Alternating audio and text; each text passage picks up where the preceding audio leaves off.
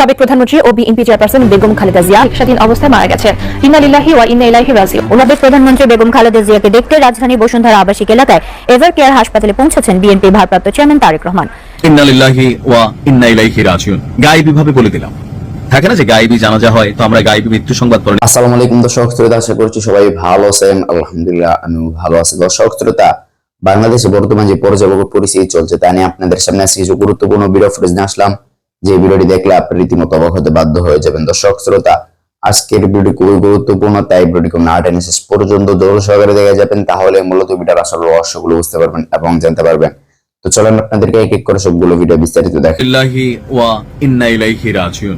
গায়েবী ভাবে বলে দিলাম, থাকে না যে গায়েবী জানাজা হয়, তো আমরা গায়েবী মৃত্যু সংবাদ পড়ে নিলাম চিত্রনায়ক রিয়াজের। গতকালকে সারা বাংলাদেশের বিভিন্ন জায়গায় একটা আলোচনা তৈরি হয়েছিল যে চিত্রনায়ক রিয়াজ মারা গেছেন, এমনকি তার মৃত্যুর পক্ষে বিপক্ষে বিভিন্ন ধরনের সত্য মিথ্যা গুজব সম্পর্কিত নিউজ সোশ্যাল মিডিয়াতে ছড়িয়ে পড়েছে। তো আজকে আমি আমার ভিডিওতে আপনাদের কাছে বিষয়টা পরিষ্কার করব যে চিত্রনায়ক রিয়াজ কি বেঁচে আছেন না মরে গেছেন। প্রথমত এটা আমরা এখনো কেউ জানি না। কেন জানি না? কারণ 5ই আগস্টের রাজনৈতিক প্রেক্ষাপট পরিবর্তনের পর চিত্রনায়ক রিয়াজের অবস্থান নিয়ে ধোঁয়াশা এবং কুয়াশা দুটোই দেখা দিয়েছে। তিনি কি বাংলাদেশে আছেন? থাকলে কোথায় আছেন? লুকিয়ে আছেন? যেহেতু তিনি নায়ক রিয়াজ, লুকায় থাকার সুযোগ নেই, কারণ তাকে কোনো না কোনো কাজে বাসার বাহিরে যেতে হবে। অপরদিকে তিনি কি ভারত পালিয়ে গেছেন? এই ধরনের কোনো তথ্য নাই। অথবা ইউরোপ আমেরিকার কোনো রাষ্ট্রে গিয়েছেন? এই ধরনের তথ্য নাই। অর্থাৎ একটা জলজন্ত মানুষ গেল 15-16 মাস টোটালি মিডিয়া বা বিভিন্ন কিছু থেকে তিনি গায়েব অবস্থায় আছেন। আর দীর্ঘদিন ধরে এই গায়েব থাকার কারণে হুট করে গতকালকে যুক্তরাজ্যের রোড অ্যাক্সিডেন্টে, যুক্তরাষ্ট্রের রোড অ্যাক্সিডেন্টে, ভারতের রোড অ্যাক্সিডেন্টে এক একজন এক একভাবে চিত্রনায়ক রিয়াজের মৃত্যুর খবর প্রকাশ করেছেন। এখন আসলে তার পরিবারের কাছ থেকে পাওয়া তথ্য কি বলছে? রিয়াজের স্ত্রী যিনি আছেন তিনি বলছেন যে রিয়াজের মৃত্যুর খবরটি আসলে সঠিক নয়, এটা ভিত্তিহীন এবং গুজব। রিয়াজের পরিবারের পক্ষ থেকে গণমাধ্যমকে জানানো হয়েছে অভিনেতা জীবিত এবং সুস্থ আছেন। তাহলে কোথায় আছেন? রিয়াজের স্ত্রীর বক্তব্য, তার মৃত্যু নিয়ে খবরগুলো কোনোটাই সত্য না, যেখানে আছেন তিনি ভালো আছেন। তাহলে কোথায় আছেন? এখন হয় কি, দীর্ঘদিন সোশ্যাল মিডিয়া থেকে অনুপস্থিত থাকলে নানান ধরনের গুজব ছড়ায়। যেমন শামীম ওসমানের মৃত্যু গুজব ছড়িয়েছে, শেখ হাসিনার মৃত্যুর গুজব ছড়িয়েছে, এরকম ভাবে অনেকেরই মৃত্যুর গুজব ছড়িয়েছে। তো রিয়াজকে দেখে একটা জিনিস শিক্ষণীয় কোনটা, এখন আগামী দিনে সরকার গঠনের আগে পরে চলচ্চিত্র বা শিল্পীদের, খেলোয়াড়দের একাংশকে আমরা এখনই দেখছি বিভিন্ন দলপন্থী বক্তব্য তারা দিচ্ছেন। রিয়াজ থেকে কি কেউ শিক্ষা নিছে? মাশরাফি থেকে কেউ শিক্ষা নিছে? অথবা ধরেন কি বলা হয় যে সাকিব আল হাসান থেকে কি কেউ শিক্ষা নিছে? নেয় নাই। একসময় এই রিয়াজ আপনার আওয়ামী লীগের সাংস্কৃতিক উপকমিটির সদস্য হিসাবে দলের নানান কর্মসূচিতে অংশ নিয়েছেন। নির্বাচনী প্রচারণা, ভোটের প্রচারণা, তারপর হচ্ছে শেখ হাসিনার জয়গান, আওয়ামী লীগের জয়গান বা সরকারের পক্ষে বিভিন্ন সময় তারা বিভিন্ন রকম বক্তব্য দিয়েছেন, বিভিন্ন প্রোগ্রামে উপস্থিত হয়েছিলেন।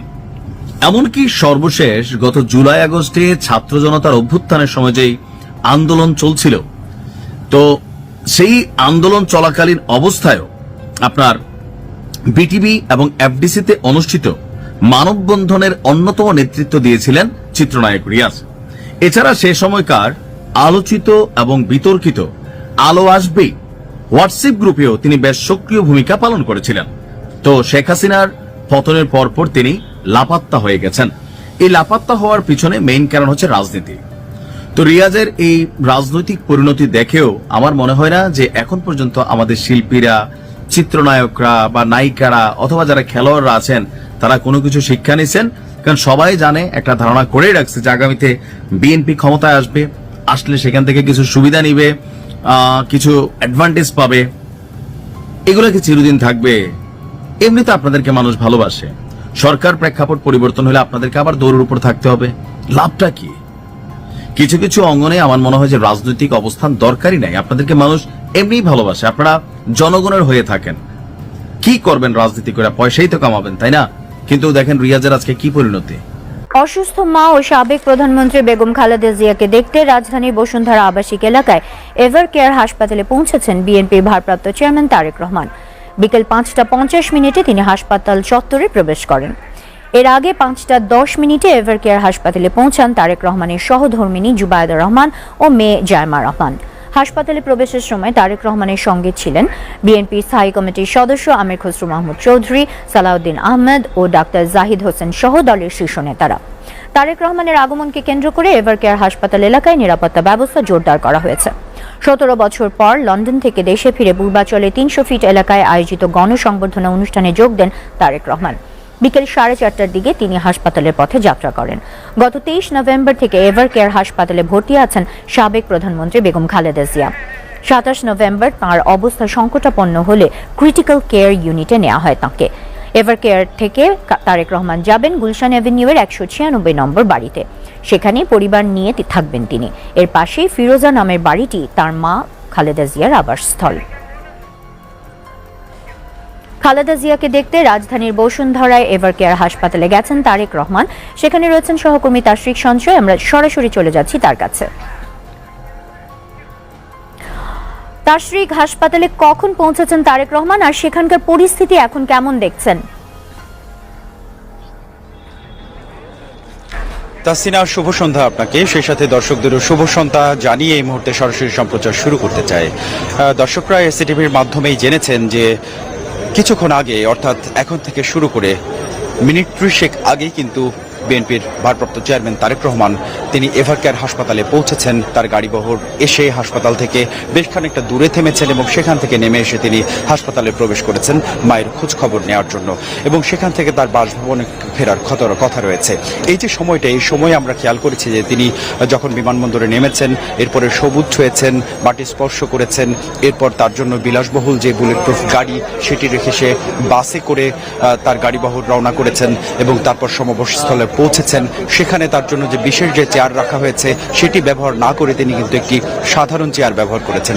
এই ব্যাপারগুলো নিয়ে কিন্তু নেতাকর্মী সহ দেশের সাধারণ মানুষের মধ্যে এক ধরনের আলোচনা ইতিমধ্যে শুরু হয়েছে এবং সবশেষ লম্বা গাড়িবহর তার পৌঁছেছে এভার কেয়ার হাসপাতালে কড়া নিরাপত্তার মধ্য দিয়ে। প্রথমত নিরাপত্তা এবং দ্বিতীয়ত যে জনস্রোত, এর কারণে কিন্তু অল্প পথই তাকে দীর্ঘ সময় নিয়ে পাড়ি দিতে হয়েছে। তারেক রহমান এই মুহূর্তে অবস্থান করছেন এভার কেয়ার হাসপাতালের মধ্যেই, এবং আপনারা যেটি দেখছেন যে এই হাসপাতালে কিন্তু বেগম খালেদা জিয়া মাঝে মধ্যেই তার শারীরিক চিকিৎসা গ্রহণ করে থাকেন। নভেম্বরের শেষে তিনি এখানে চিকিৎসার জন্য ভর্তি হয়েছেন এবং তারপর এখনো পর্যন্ত চিকিৎসাধীন রয়েছেন। যদিও তার শারীরিক অবস্থা স্থিতিশীল আছে বলে আমরা জানতে পেরেছি, তবুও কিন্তু জীবন মৃত্যুর একটা সন্ধিক্ষণ বলতে যে সময়টা আমরা বুঝি, বেগম খালেদা জিয়া সেই সময়ে রয়েছেন। এবং আজকের মতো রাজনৈতিক কর্মকাণ্ড শেষ করে হাসপাতাল থেকে তারেক রহমান তার বাসভবনে, অর্থাৎ গুলশান এভিনিউয়ে যে বাসভবন, সেখানে ফিরবেন বলে আমরা জানতে পেরেছি। এবং আগামীকাল তার নতুন যে রাজনৈতিক কার্যক্রম সেটি কিন্তু শুরু হবে। তারেক রহমানের ঐতিহাসিক যেই স্বদেশ প্রত্যাবর্তন দিবসের আজ যে আয়োজন, সেই প্রত্যাবর্তনের পর কিন্তু তিনি যেই বক্তব্য রেখেছেন, সেই বিশেষ বক্তব্য শোনার আকাঙ্ক্ষা নিয়ে দলীয় নেতাকর্মীরা সহ অন্যান্য সাধারণ মানুষ যারা গণমাধ্যমের চোখে বা সরজমিনে অপেক্ষা করছিলেন, তারা কিন্তু তার বক্তব্যটি শুনেছেন। এবং বিএনপির পক্ষ থেকে দলীয় নেতাকর্মীদের ঘরে ফিরতে বলা হয়েছে। এবং আজও কিন্তু গতকাল দর্শক শ্রোতা, আপনাদের ভিডিও দেখতে দেখতে ভিডিও শেষ পর্যন্ত চলে আসেন। অবশ্যই আপনাদের মতামত কমেন্ট বক্সে জানাতে ভুলবেন না। আর নতুন নতুন আপডেট ভিডিও পেতে অবশ্যই আমাদের চ্যানেল আইকন সাবস্ক্রাইব করে দিন। তো আপনাদের সাথে আবার দেখা হচ্ছে পরবর্তী এক ভিডিওতে।